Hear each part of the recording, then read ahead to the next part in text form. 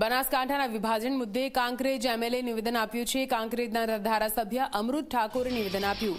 કાંકરેજને થરાદમાં સામેલ કરવા માટેના નિર્ણયને વખોડ્યો છે। કાંકરેજને બનાસકાંઠામાં જ રાખવા માટે માંગ કરી। ભૌગોલિક પરિસ્થિતિને ધ્યાને લીધા વિના આ નિર્ણય કર્યો હોવાનું પણ તેમનું કહેવું છે। રાજ્ય સરકારે બનાસકાંઠા જિલ્લાનું વિભાજન કરી અલગ થરાદ જિલ્લો બનાવ્યો છે તે બાબતને હું આવકારું છું, પરંતુ મારા મત વિસ્તાર કાંકરેજ તાલુકાને થરાદ જિલ્લામાં જે સમાવેશ કર્યો છે બાબતને હું વખોડી કાઢું છું। કારણ કે મારા કાંકરેજ તાલુકાના ખેડૂતો હોય, નાના મોટા વેપારી હોય, એમને પાલનપુર જવું આવવું ખૂબ સહેલું ને સરળ પડે છે।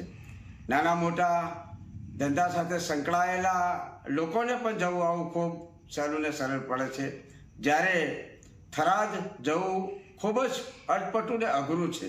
ત્યારે આ તાલુકાને થરાદમાં સમાવેશ કરી અને જે નિર્ણય લેવામાં આવ્યો છે એ નિર્ણય યોગ્ય નથી। કોઈપણ પ્રકારનું ભૌગોલિક પરિસ્થિતિની તપાસ કર્યા વગર જે નિર્ણયો લીધા છે, હું સરકારને વિનંતી કરું છું કે કાંકરેજ તાલુકાને બનાસકાંઠા જિલ્લામાં જ સમાવેશ કરે એવી મારી વિનંતી।